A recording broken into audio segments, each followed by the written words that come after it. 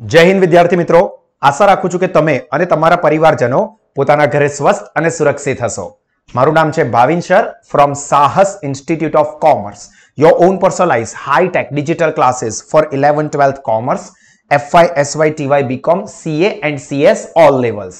વિદ્યાર્થી મિત્રો, અત્યારે આપણે ધોરણ 12 કોમર્સના અકાઉન્ટનું આપણું સૌથી પહેલું ચેપ્ટર ભણી રહ્યા છે, જે છે ભાગીદારીનો વિષય પ્રવેશ, જેમાં અત્યારે આપણે અલગ અલગ પ્રકારના ટૂંકા દાખલાની રીતોને સમજી રહ્યા છે. જેમાં આજના આ સ્પેસિફિક સેશનની અંદર આપણે ટૂંકા દાખલાની રીત નંબર 2 નું ડિસ્કશન અને એના એક્ઝામ્પલ કરવાના છે. આ રીત શેના ઉપર છે? તો ભાગીદાર કે પછી મેનેજરનું કમિશન શોધવાનું. આ આપણો એક્ઝામ્પલની રીતનો મુખ્ય પાર્ટ છે. શું છે? ભાગીદાર કે મેનેજરનું કમિશન શોધવાનું છે. એની માટે અને એની સાથે બીજી પણ અન્ય વસ્તુઓ શોધવાની થશે, પણ મુખ્ય વસ્તુ આ કેટેગરીના એક્ઝામ્પલની છે કમિશન શોધવું. તો હવે અહીંયા બે પ્રકારના સેન્ટેન્સીસ એટલે કે બે પ્રકારના વાક્યોનો ઉલ્લેખ થયો હશે. જે વાક્ય રચના પ્રમાણે આપણે જે સૂત્રનો ઉપયોગ કરવાનો છે એ બદલાશે. તો પહેલો અને સૌથી વધારે શક્યતા 99% ચાન્સ છે કે તમને આવું જ પૂછાય જો આ પ્રકારનો દાખલો પૂછે છે તો. જેમાં તમને એવું કીધું હશે કે મેનેજર કે ભાગીદારને તેના કમિશનની રકમ બાદ કર્યા પછીના, અહીંયા પહેલાના નથી, પછીના નફા પર કમિશન આપવાનું છે અને અહીંયા પહેલાના છે. શું કીધું છે? કમિશન બાદ કર્યા પછીના નફા પર કમિશન આપવાનું છે.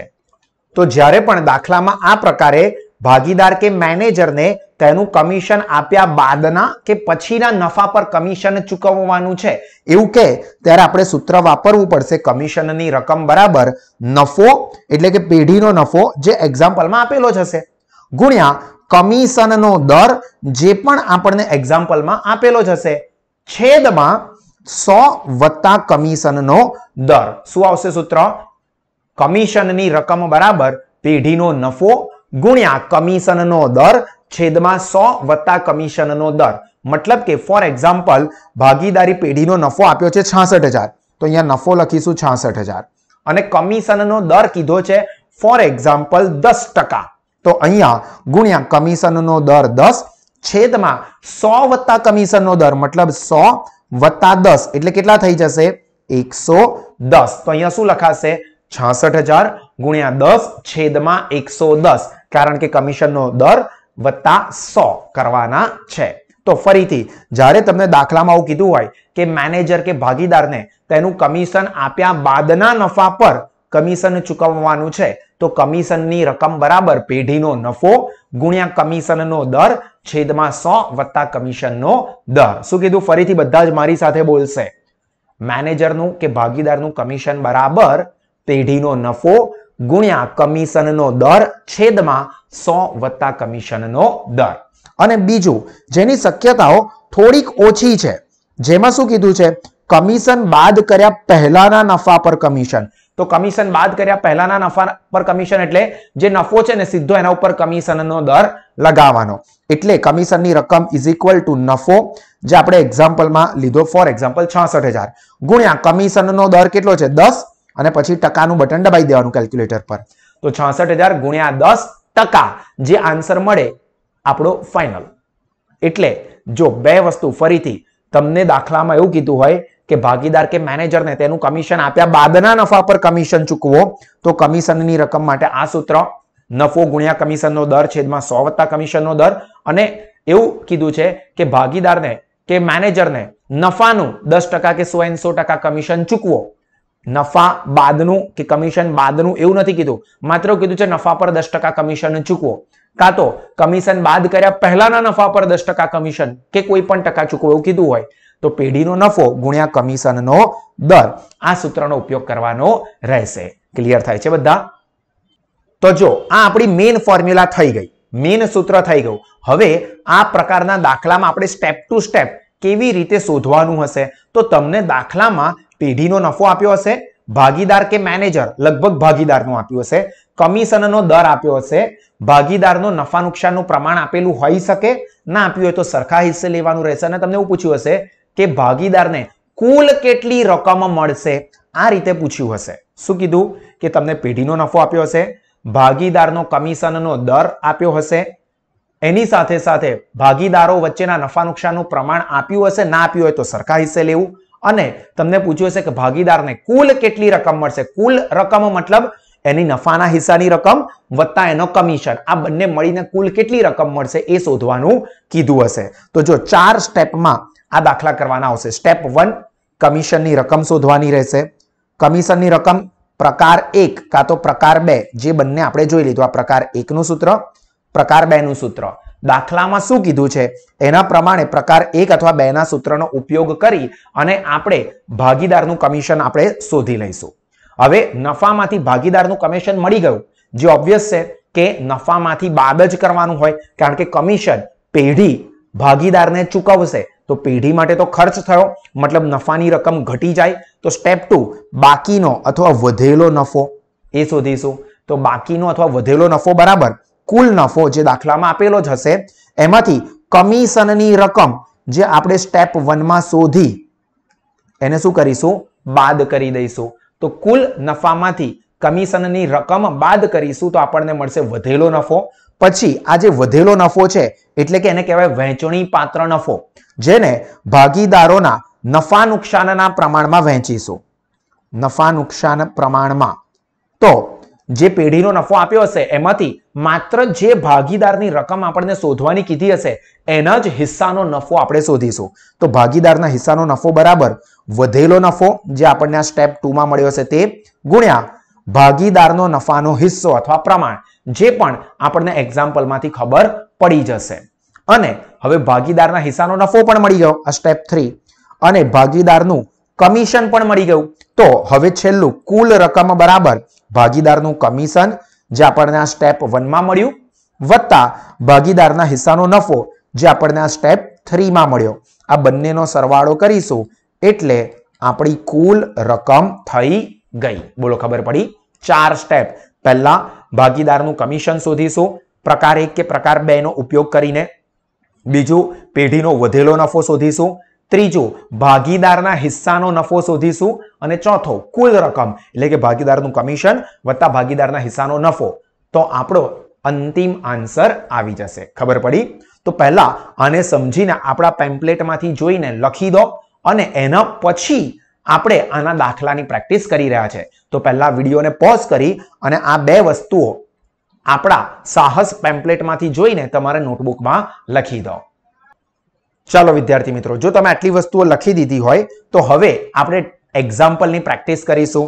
જો તમે બધાની જ પાસે આપણું સાહસ પેમ્પલેટ હોવું જોઈએ કે ટેક્સ્ટ બુકમાંથી પણ તમે જોઈ શકશો. ઉદાહરણ નંબર 2 છે હંસા, હિતેશ અને વિજય. કોણ કોણ છે? હંસા, હિતેશ અને વિજય એક પેઢીના ભાગીદારો છે. તેઓની મૂડીનું પ્રમાણ 3:2:1 છે. જો આપણને નફા નુકસાનનું પ્રમાણ જોઈએ, અહીંયા દાખલામાં આપણને મૂડીનું પ્રમાણ આપ્યું છે, એ તમને માત્ર કન્ફ્યુઝ કરી દેવા માટે આપ્યું છે. તો ફૂસ ના થઈ જશો, આ કામનું નથી. નફા નુકસાનનું પ્રમાણ આપ્યું હોત તો કામનું કહેવાત. હિતેશને તેનું કમિશન આપ્યા બાદ, આ સેન્ટેન્સ બહુ જ ઇમ્પોર્ટન્ટ. શું કીધું? કમિશન આપ્યા બાદ વધતા ચોખ્ખા નફાના 10% કમિશન આપવાનું છે. જો કમિશન આપ્યા બાદના નફા એટલે કયું સૂત્ર લાગુ પડશે? આ પ્રકાર 1 પછીના કમિશન આપ્યા પછીના કે બાદના નફા પર કમિશન. તો કમિશનનો દર છેદમાં 100 વત્તા કમિશનનો દર અહીંયા કરવું પડશે. એટલે કે અહીંયા એક્ઝામ્પલમાં આપણને કમિશન આપ્યું છે 10%, તો સૂત્રમાં શું લખવું પડશે? 10/110. 100 વત્તા 10 110 કરવા પડશે. જો વર્ષના અંતે પેઢીનો કુલ નફો 1,65,000 હોય તો હિતેશ એટલે આ ને કુલ કેટલી રકમ મળશે તે શોધો.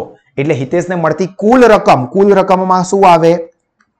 કમિશન વત્તા નફાનો હિસ્સો. આ બંનેનો સરવાળો કરવો પડે. તો સૌથી પહેલું આપણું સ્ટેપ કયું હતું? તો ભાગીદારનું કમિશન શોધો. જો આ રહ્યું. અને કયું સૂત્ર લાગશે? પ્રકાર 1 વાળું કે પ્રકાર 2 વાળું? તો આપણે જોયું કે કમિશન બાદના નફા પર કીધું છે, તો સૂત્રનો પ્રકાર 1 વાળો લાગુ પડશે. તો અહીંયા તમે નોટબુકમાં લખશો દાખલા નંબર 1 સ્ટેપ 1 કમિશનની રકમ, અને કમિશનની રકમ બરાબર શું થશે? પેઢીનો નફો ગુણ્યા કમિશનનો દર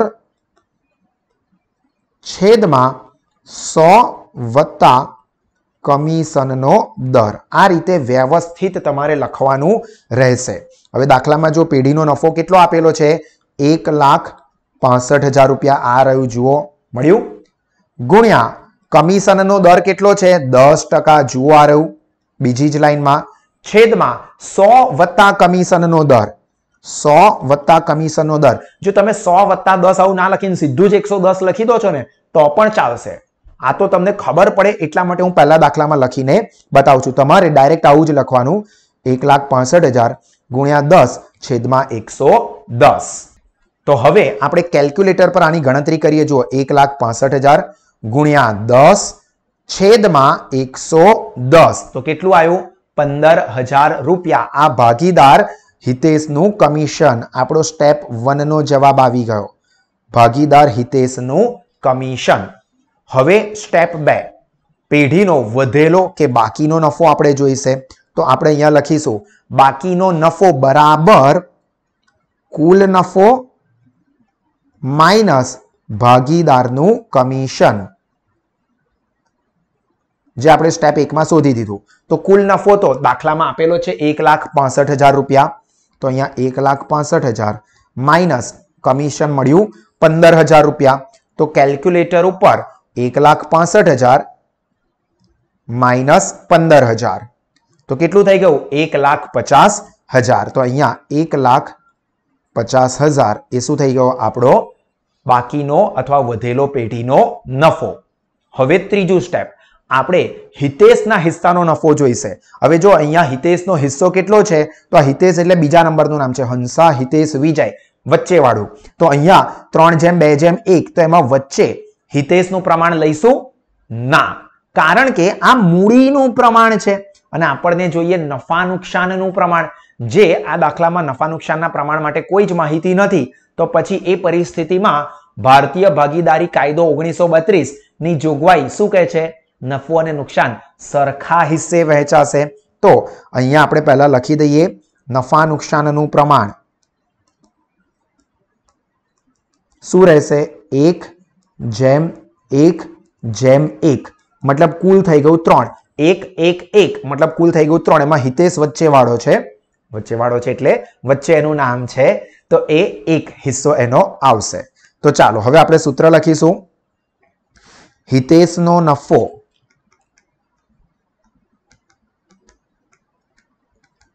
બરાબર પેઢીનો વધેલ નફો ગુણ્યા હિતેશનું પ્રમાણ કેટલું છે 1 આ વાળું વચ્ચે છેદમાં કુલ પ્રમાણ, કારણ કે નફા નુકસાનનું પ્રમાણ છે તો એનો હિસ્સો કેટલો થઈ ગયો 1/3. તો અહીંયા વધેલો નફો કેટલો મળ્યો આપણે શોધ્યું 1,50,000. તો અહીંયા 1,50,000 ગુણ્યા 1/3. તો હવે કેલ્ક્યુલેટર પર 1,50,000 ભાગ્યા 3 કરશો તો હિતેશના હિસ્સાના નફાની રકમ કેટલી આવી 50,000. ક્લિયર.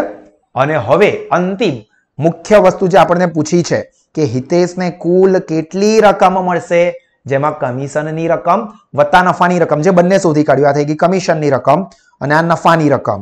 તો ચાલો છેલ્લું સ્ટેપ લખી દઈશું હિતેશને મળતી કુલ રકમ બરાબર હિતેશનું કમિશન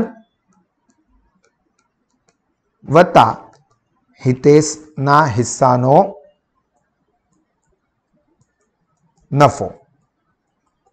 તો જો હિતેશના કમિશનની રકમ આપણે કેટલી શોધી 1,50,000 રૂપિયા, સોરી 15,000 રૂપિયા એ હિતેશના કમિશનની રકમ થઈ વત્તા હિતેશના હિસ્સાનો નફો કેટલો આવ્યો 50,000.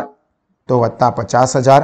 તો આ બંનેનો સરવાળો કરી દઈશું તો 50,000 વત્તા 15,000 તો હિતેશને કુલ કેટલી રકમ મળશે 65,000. તો આ આપણો મુખ્ય આન્સર થઈ ગયો. અને આપણે શું કરીશું એક લાઈનમાં લખી દઈશું કે હિતેશને મળતી કુલ રકમ ₹65,000 થાય. બોલો ખબર પડી? તો અહીંયા આપણું આ પહેલું ઉદાહરણ પૂરું થયું આ મેથડનું. તો તમે આને ધ્યાનથી સમજી અને આ ચારે ચાર સ્ટેપ સિક્વન્સમાં તમારી નોટબુકમાં સોલ્વ કરો. જો વિદ્યાર્થી મિત્રો તમે કદાચ પહેલી મેથડ આ મેથડનો પહેલો એક્ઝામ્પલ પૂરો કર્યો હોય તો હવે આપણે બીજો દાખલો જોઈશું, જેમાં શું કીધું છે, અમૃતા અને દિવ્યા બે ભાગીદારોની વાત કરી છે. પેઢીના ભાગીદારો છે, તેઓની મૂડીનું પ્રમાણ, જો ફરીથી તમને ફુસ કરી દેવા માટે મૂડીનું પ્રમાણ આપ્યું, કોઈ જ કામનું નથી, પણ ધ્યાન રાખજો દરેક દાખલામાં મૂડીનું જ પ્રમાણ આપે એવું જરૂરી નથી. નફા નુકસાનનું પ્રમાણ પણ આપી જ શકે છે, જે આપણી માટે આ એક્ઝામ્પલમાં કામનું કહેવાય. અમૃતાને, આ સેન્ટેન્સ બહુ જ મહત્વનું છે. શું કીધું છે, અમૃતાને તેનું કમિશન બાદ કર્યા પછીના ચોખ્ખા નફા પર 8% કમિશન. જો કમિશન બાદ કર્યા પછીના નફા પર 8% કમિશન એટલે પહેલા પ્રકારનું સૂત્ર થઈ ગયું, કમિશનનો દર છેદમાં 100 + કમિશનનો દર. જો વર્ષના અંતે પેઢીનો નફો 96,876 હોય તો અમૃતાને કુલ કેટલી રકમ મળશે? તો અમૃતાને મળતી કુલ રકમ એટલે અમૃતાનું કમિશન વત્તા એનો નફાનો હિસ્સો. તો ચાલો સૌથી પહેલા અમૃતાના કમિશનની રકમ શોધીશું. તો આની માટે આપણે ફોર્મ્યુલા મૂકવાની, કમિશનની રકમ બરાબર પેઢીનો નફો ગુણ્યા કમિશનનો દર છેદમાં 100 + કમિશનનો દર. તો પેઢીનો નફો કેટલો આપ્યો છે? કુલ 96,876. તો અહીંયા 96,876 ગુણ્યા કેટલા ટકા છે? 8%. જો આ રહ્યું તો 8 છેદમાં 100 + 8 એટલે હવે આપણે સીધું જ લખી દઈશું 108. તો હવે કેલ્ક્યુલેટર ઉપર આપણે કેલ્ક્યુલેશન કરીશું. 96,876 ગુણ્યા 8 ભાગ્યા 108. તો કેટલા આયા? 7176 મતલબ 7,176. આ શું થઈ ગયું? દિવ્યાનું કમિશન. હવે આપણે દિવ્યાના હિસ્સાનો નફો પણ શોધવો પડશે. એની માટે આપણે વધેલો વહેંચણી પાત્ર નફો શોધવો પડશે. તો સૂત્ર લખીશું, બાકીનો નફો અથવા વધેલો નફો બરાબર કુલ નફો માઇનસ કમિશનની રકમ. તો કુલ નફો કેટલો આપેલો છે દાખલામાં? 96,876 માઇનસ કમિશનની રકમ 7,176. તો કેલ્ક્યુલેટરની ઉપર આપણે કેલ્ક્યુલેટ કરી દઈશું 96,876 માઇનસ 7,176. તો કેટલા રૂપિયા થશે? 89,700, 89,700. તો આ આપણો પેઢીનો વધેલો નફો. હવે આ નફાને ભાગીદારો વચ્ચે એમના નફા નુકસાનના પ્રમાણમાં વહેંચવાનું, જેમાંથી આપણે માત્ર કોનું જોઈએ છે? અમૃતાને કેટલો નફો, કુલ રકમ મળવાની છે, તો અમૃતાનો નફો જોઈશે. અહીંયા નફા નુકસાનનું પ્રમાણ આપ્યું નથી એટલે નફા નુકસાનનું પ્રમાણ શું રહેશે? સરખો હિસ્સો. નફા નુકસાનનું પ્રમાણ 1/1 કારણ કે સરખો હિસ્સો રહેશે. જો 3/1 કીધું હોત ને નફા નુકસાનનું પ્રમાણ તો 3 અને 1 કુલ હિસ્સો 4 થઈ જતો. આવું લખવું પડતું. હવે આપણે નફાની રકમ શોધીશું. તો અમૃતાની નફાની રકમ, અમૃતાના હિસ્સાનો નફો બરાબર સીધી જ રકમ તમે લખી શકો છો. 89,700 વધેલો નફો ગુણ્યા અમૃતાનો હિસ્સાનો ભાગ કેટલો છે? 1. તો ગુણ્યા 1 છેદમાં કુલ પ્રમાણ કેટલું? 1 + 1 2 એટલે 2. તો કેલ્ક્યુલેટર ઉપર 89,700 ભાગ્યા 2 તો 44,850. તો અહીંયા 44,850 એ અમૃતાના ભાગનો નફો થયો. તો હવે આપણે મુખ્ય આન્સર અમૃતાને મળતી કુલ રકમ. તો અમૃતાને મળતી કુલ રકમ બરાબર કઈ કઈ રકમ મળશે? અમૃતાનું કમિશન વત્તા અમૃતાનો નફો. તો અમૃતાનું કમિશન આપણે શોધી કાઢ્યું 7176 7176. તો અહીંયા લખીશું 7176 વત્તા અમૃતાના હિસ્સાનો નફો 44,850. 50 તો કેલ્ક્યુલેટર પર જુઓ 44850 વત્તા 7176 તો 52026 52026 આ અમૃતાને મળતી કુલ રકમ થઈ. આપણને જવાબ મળી ગયો એટલે આપણે એક લાઈનમાં સ્ટેપ 4 ની નીચે આન્સર લખવાનો. અમૃતાને મળતી કુલ રકમ ₹52,026 થાય.